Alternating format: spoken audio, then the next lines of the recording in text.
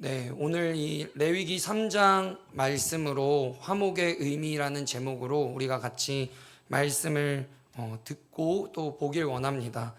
오늘도 예배에 나오신 여러분 한 분 한 분을 축복하며 우리가 함께 예배하길 원하는데요. 2주 만입니다.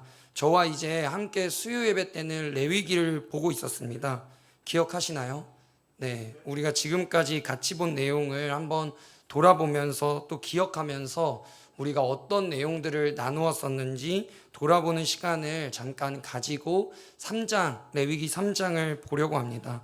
우리는 함께 레위기를 시작하면서 먼저 레위기 1장에서는 5가지 제사를 말하고 있다고 말씀드렸습니다.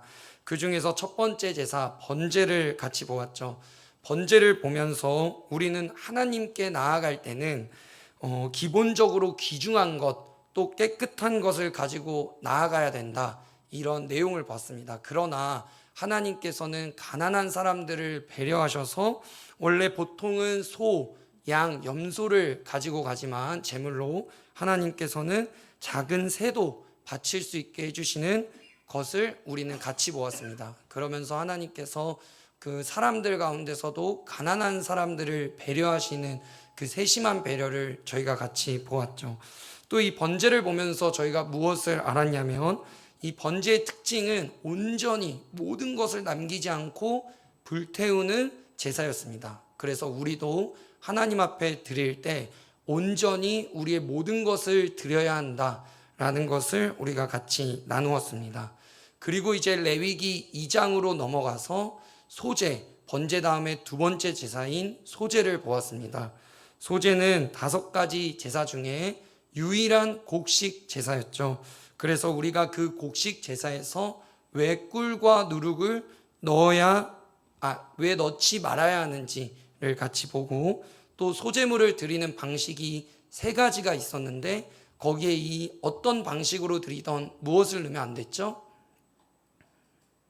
네, 맞습니다. 누군가 대답하셨는데 소금을 넣으면 안 됐죠. 그래서 저희가 이제 이 소금에 많은 역할이 있지만, 뭔가 제 뜻대로 설교가 돼가고 있지 않습니다. 근데 이제 소금에 많은 역할이 있지만 그 본문 안에서 저희가 찾았죠. 뭐 소금은 부패하는 역할도 있고 많은 역할이 있지만 언약을 기억해주는 역할이 있다. 그래서 저희가 이제 예배에 올 때마다 우리가 해야 되는 것은 하나님의 언약과 약속을 기억해야 한다라는 것을 나누었습니다.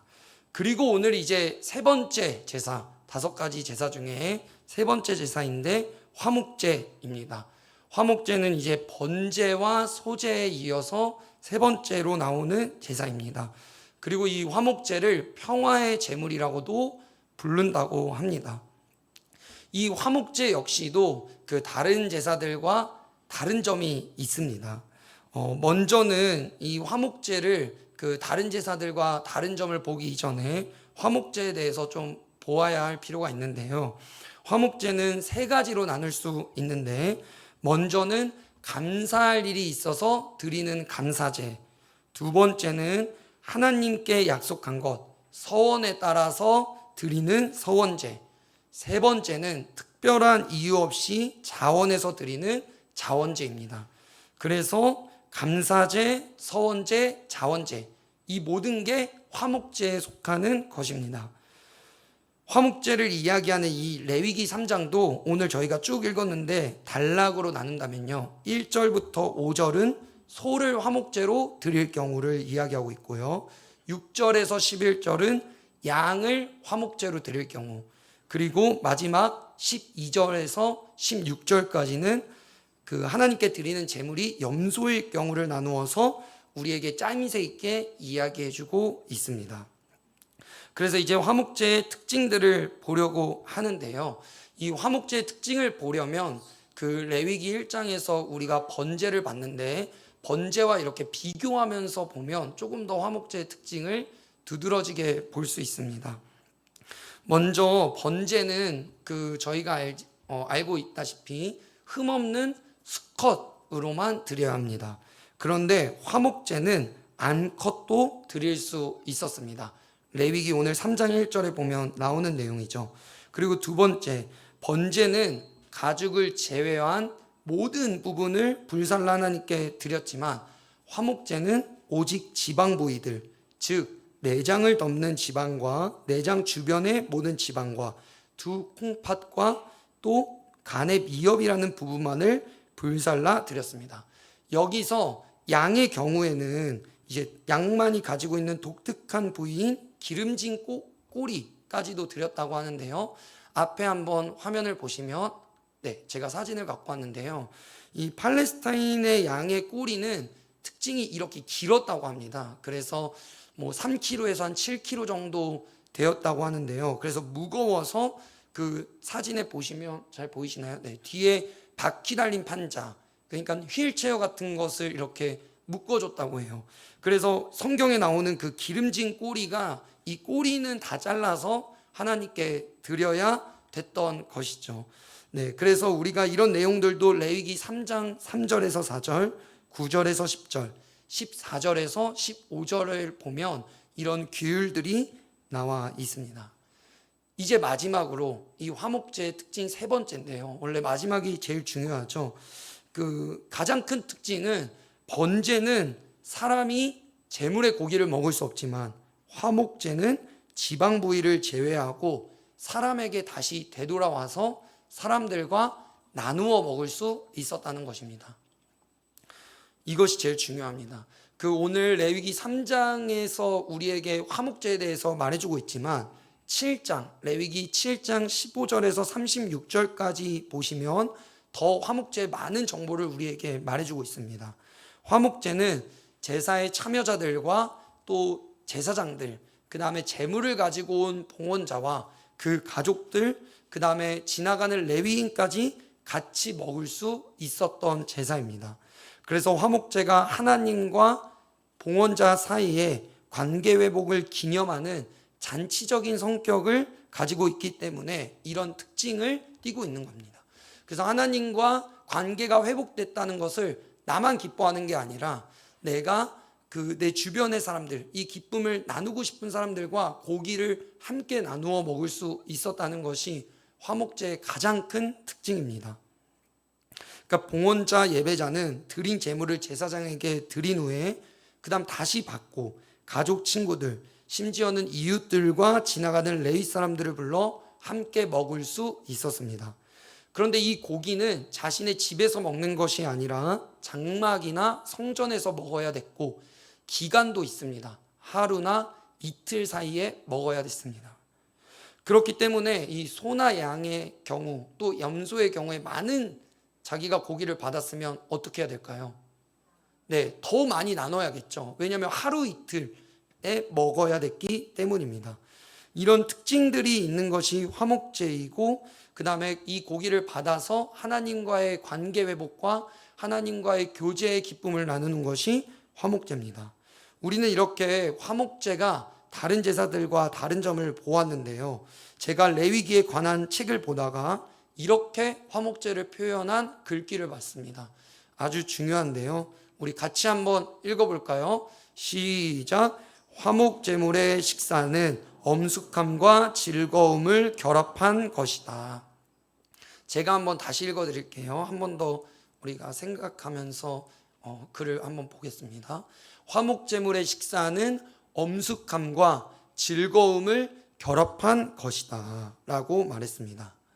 이게 오늘 제 설교를 한마디로 만약 줄이자면 이 책의 표현을 빌려서 줄이고 싶을 만큼 압축해 놓은 표현인 것 같아요. 그러니까 화목제물의 식사는 엄숙함과 즐거움을 결합한 것이다 라고 말하고 있습니다. 굉장히 상반되는 말들이죠. 고요함, 엄숙함, 진지함, 또 즐겁고 식사를 할 때는 웃음소리가 들렸겠고 어떤 대화가 활발히 일어나는 현장은 상반된 상황입니다.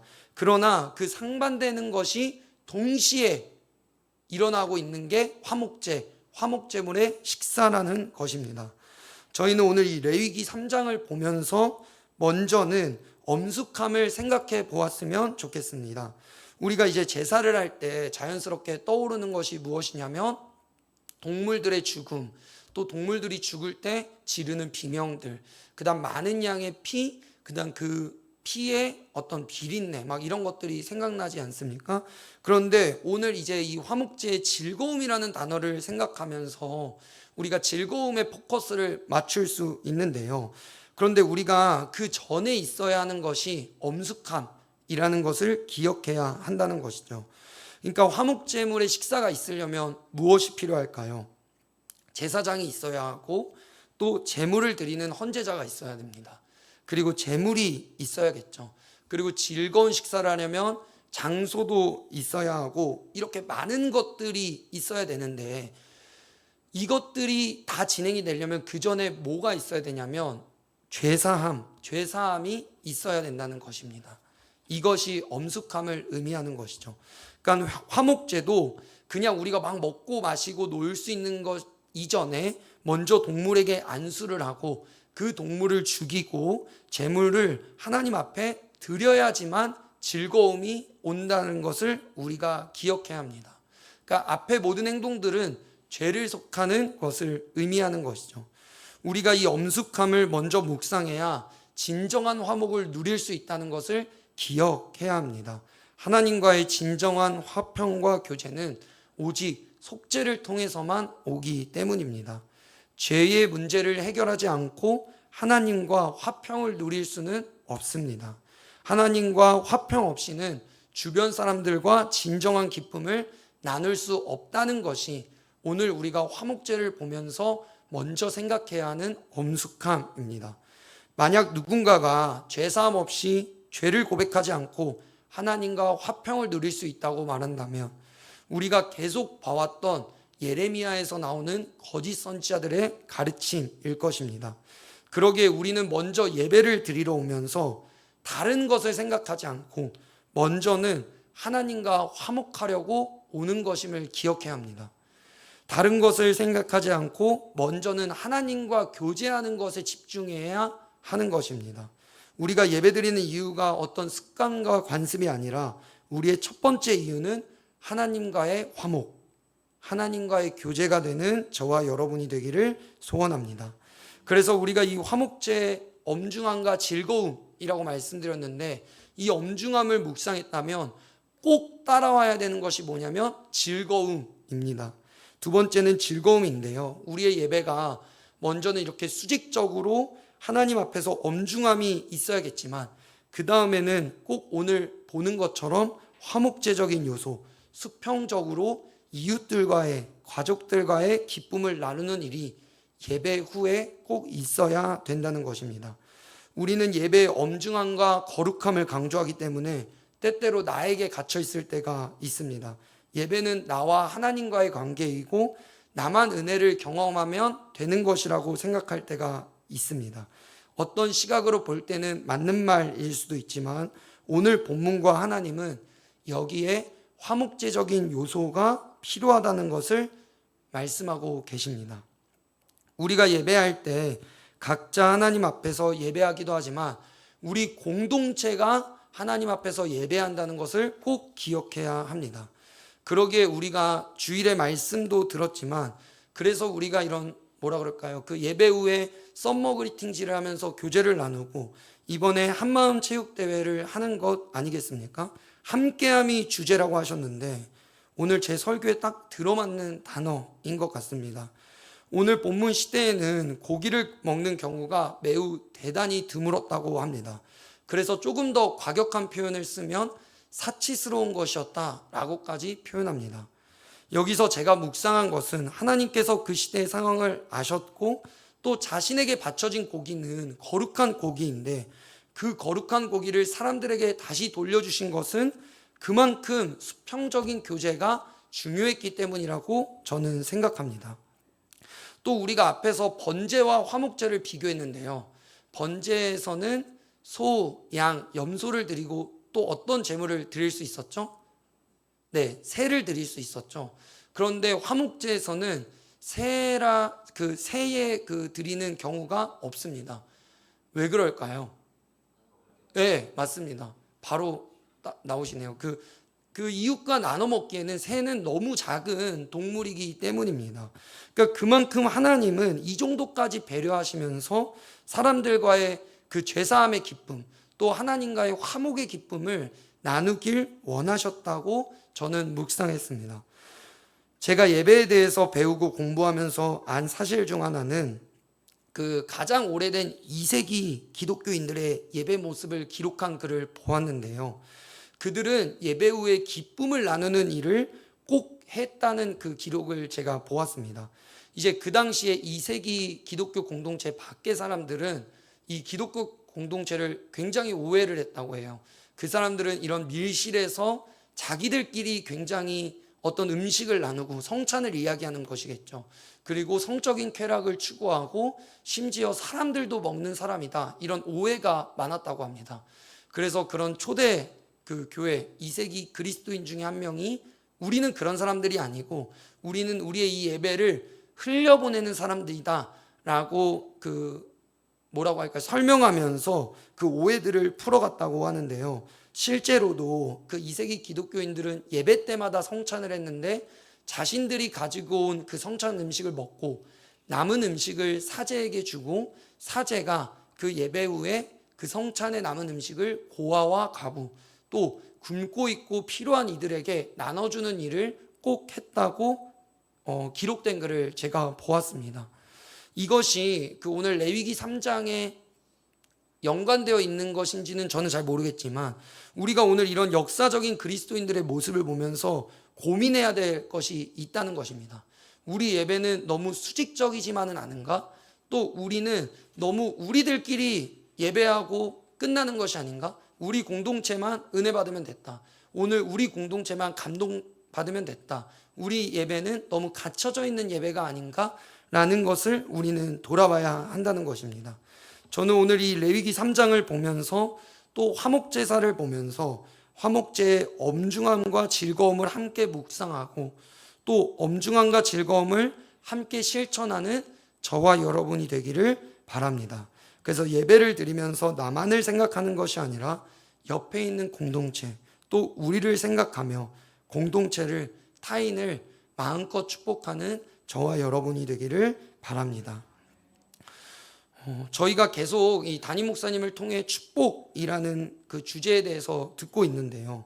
저도 이제 그 말씀을 들으면서 몇 주간 축복에 대해서 듣고 묵상했지만 내가 이 아이들과 우리 교사들 또 우리 성도들을 많이 축복했는가? 이런 질문이 들더라고요. 저도 물론 아이들과 선생님들과 또 성도들을 위해 기도했지만 그들이 하나님께 더 가까이 가기를 기도했고 더 헌신되게 기도는 했어요. 그런데 축복과는 조금 다른 질의 기도를 한 것 같더라고요.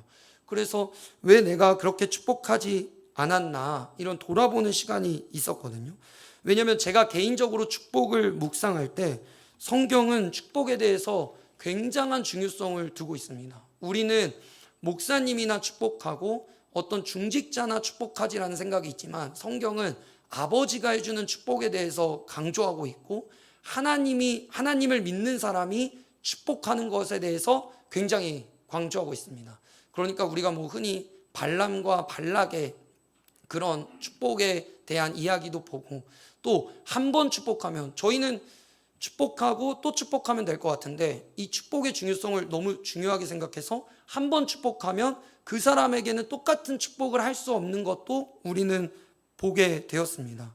그래서 우리는 그 축복의 중요성을 모르는지 아니면 축복의 습관이 안 되어 있는지 아니면 축복을 받는 것에만 익숙한지는 모르겠지만 저는 오늘 우리가 이 말씀을 적용해 본다면 작은 것에부터 실천한다면 우리 공동체 또 우리 가족, 아이들, 주변 이웃들 하나님을 믿지 않더라도 그 사람들을 축복하는 것에서부터 실천할 수 있다고 생각했습니다.